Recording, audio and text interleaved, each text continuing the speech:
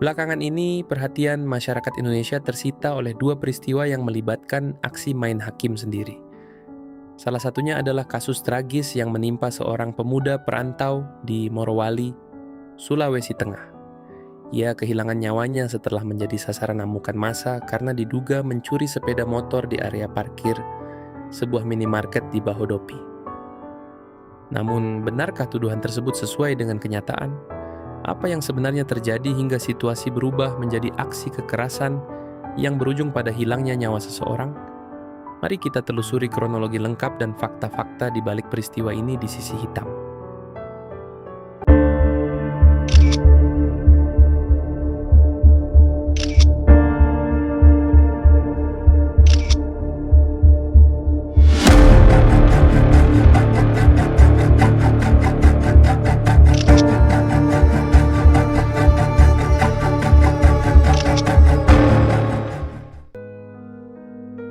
Aku rindu ingin cepat pulang.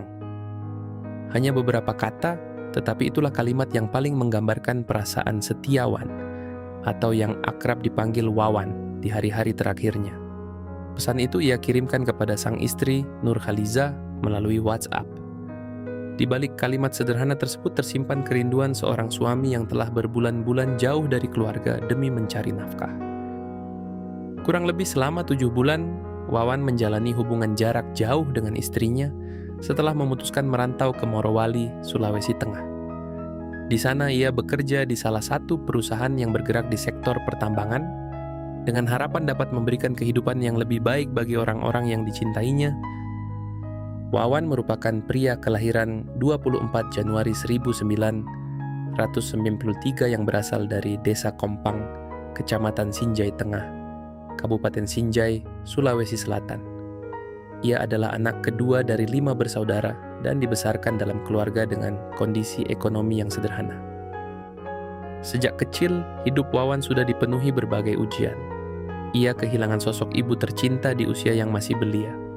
Namun peristiwa itu tidak membuatnya tumbuh menjadi pribadi yang penuh amarah. Sebaliknya, Wawan dikenal sebagai sosok yang rendah hati, sabar, santun, dan sangat menyayangi keluarganya.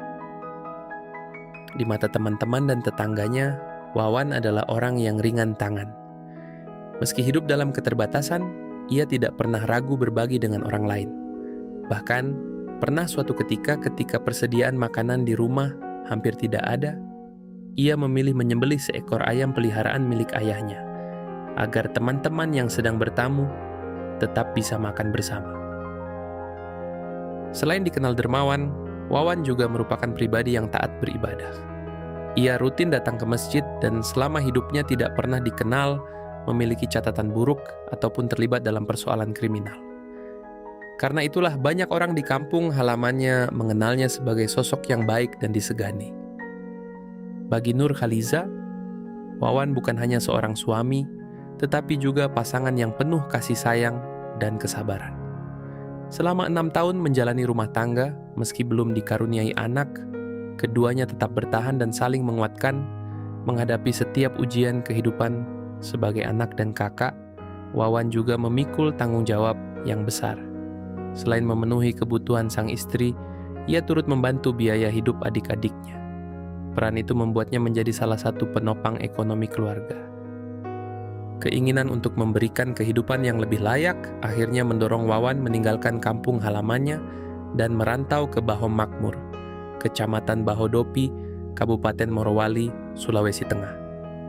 Jauh dari keluarga dan orang-orang tercinta, ia rela bekerja keras demi sebuah harapan sederhana, suatu hari nanti bisa pulang dengan membawa kebahagiaan untuk mereka yang menunggu di rumah. Perjalanan menuju Morowali melalui jalur darat dapat memakan waktu hingga 20 jam. Namun, jauhnya jarak tersebut tidak pernah menyurutkan tekad Wawan untuk merantau demi mencari penghidupan yang lebih baik. Sayangnya, pada Januari 2026, Wawan harus menerima kenyataan pahit. Ayahnya meninggal dunia, meninggalkan duka mendalam bagi keluarga. Setelah melewati masa berkabung, ia kembali ke Morowali dan melanjutkan pekerjaannya di perusahaan yang sama. Selama bekerja, Wawan dikenal sebagai pribadi yang pendiam dan tidak pernah mengeluhkan beratnya tanggung jawab yang ia pikul.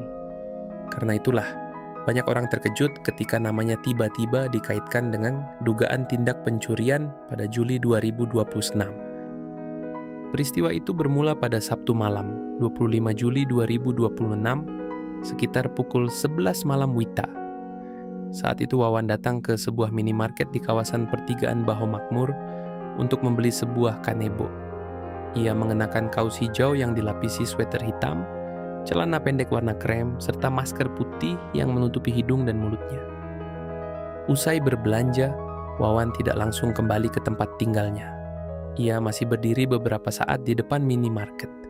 Tak lama kemudian, seorang perempuan datang mengendarai sepeda motor dan memarkirkannya di depan toko sebelum masuk untuk membeli susu. Tanpa disadari pemiliknya, kunci motor tersebut masih tergantung di kontak.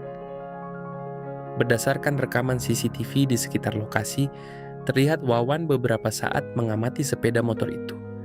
Setelah sempat berbincang singkat dengan seorang pria yang berada di sekitar parkiran, ia mendekati motor tersebut ketika situasi mulai sepi.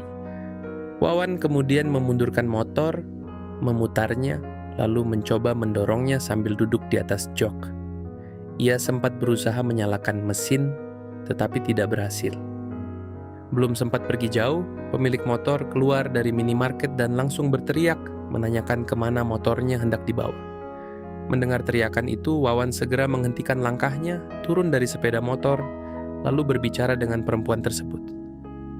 Keributan itu dengan cepat menarik perhatian orang-orang di sekitar. Meski malam sudah larut, kawasan tersebut masih cukup ramai oleh warga dan para pekerja tambang yang baru selesai beraktivitas. Dalam waktu singkat, banyak orang berkumpul mengelilingi Wawan. Seseorang kemudian membawa Wawan ke teras minimarket untuk dimintai penjelasan. Di sisi lain, beberapa orang yang emosi mulai ingin melakukan aksi main hakim sendiri. Beruntung, ada seorang pria yang berusaha menenangkan keadaan dengan meminta agar semua pihak tidak terburu-buru mengambil tindakan dan memberi kesempatan kepada Wawan untuk menjelaskan apa yang sebenarnya terjadi.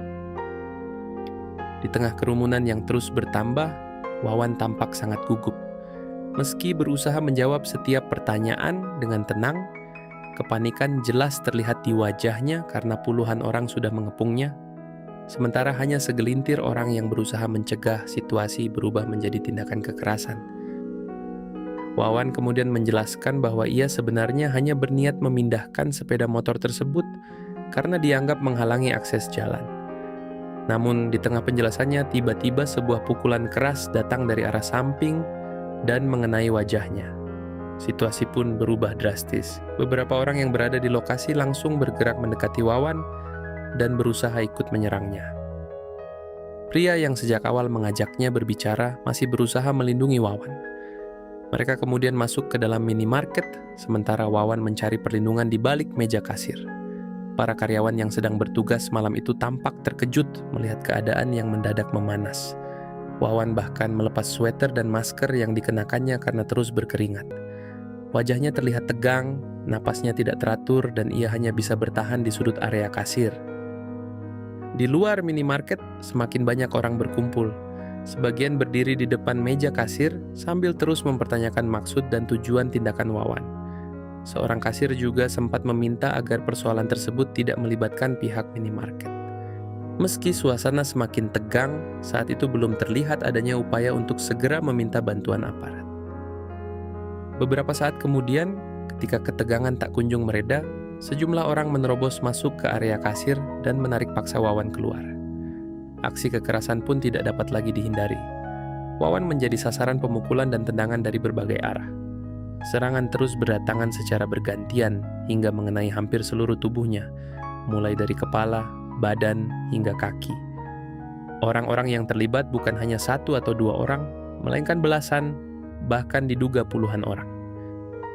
Tak lama berselang, petugas kepolisian akhirnya tiba di lokasi setelah menerima laporan dari masyarakat.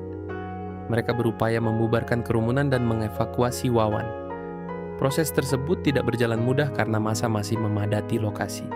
Setelah berusaha keras, petugas akhirnya berhasil membawa Wawan keluar.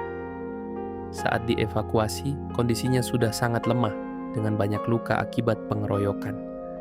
Meski mengalami cedera berat, saat itu ia masih menunjukkan tanda-tanda kehidupan.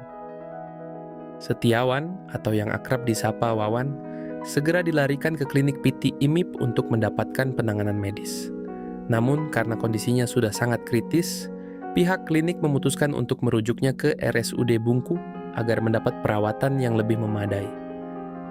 Sayangnya, segala upaya yang dilakukan tidak berhasil menyelamatkan nyawanya. Wawan mengembuskan napas terakhir pada dini hari. Keinginannya untuk pulang ke kampung halaman akhirnya benar-benar terwujud, tetapi dalam keadaan yang tidak pernah dibayangkan oleh siapapun, termasuk keluarganya di Kabupaten Sinjai. Kabar duka itu mengejutkan keluarga besar.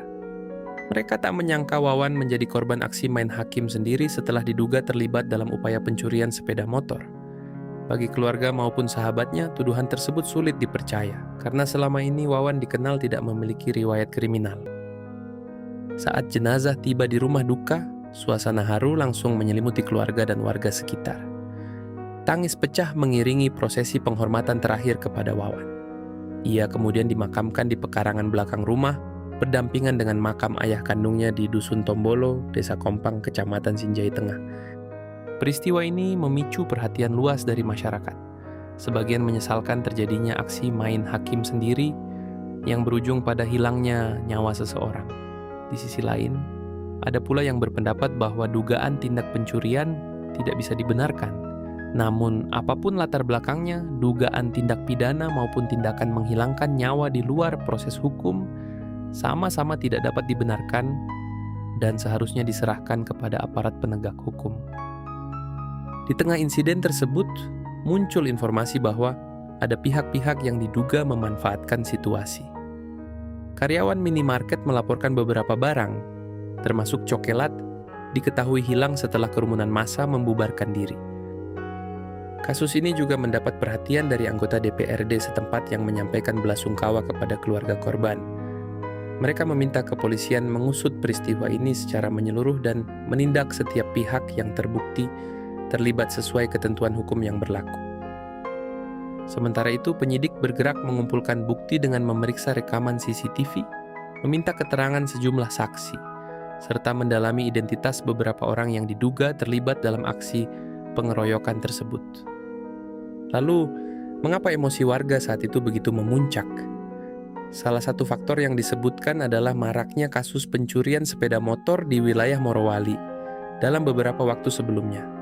Kondisi tersebut diduga membuat sebagian warga mudah tersulut emosi ketika muncul dugaan adanya pelaku pencurian. Meski demikian, dugaan tersebut tetap harus dibuktikan melalui proses hukum yang berlaku. Mari kita doakan agar keluarga yang ditinggalkan, terutama istri Wawan, diberikan kekuatan, ketabahan, dan keikhlasan dalam menghadapi cobaan ini. Semoga proses hukum berjalan secara adil, transparan, dan mampu memberikan kepastian hukum bagi seluruh pihak yang terkait. Kasus Setiawan di Morowali menjadi pengingat bahwa setiap dugaan tindak pidana harus diserahkan kepada aparat penegak hukum. Aksi main hakim sendiri tidak hanya berpotensi merenggut nyawa seseorang, tetapi juga dapat menimbulkan persoalan hukum baru bagi mereka yang terlibat. Semoga proses penyelidikan berjalan secara transparan dan seluruh pihak yang bertanggung jawab dapat mempertanggungjawabkan perbuatannya sesuai ketentuan hukum yang berlaku. Turut berduka cita kepada keluarga yang ditinggalkan. Semoga mereka diberikan kekuatan dan ketabahan dalam menghadapi cobaan ini. Terima kasih telah menyaksikan. Jika Anda ingin mengikuti perkembangan kasus-kasus terbaru lainnya, jangan lupa dukung channel ini dengan menekan tombol like, subscribe, dan aktifkan lonceng notifikasi agar tidak ketinggalan video berikutnya.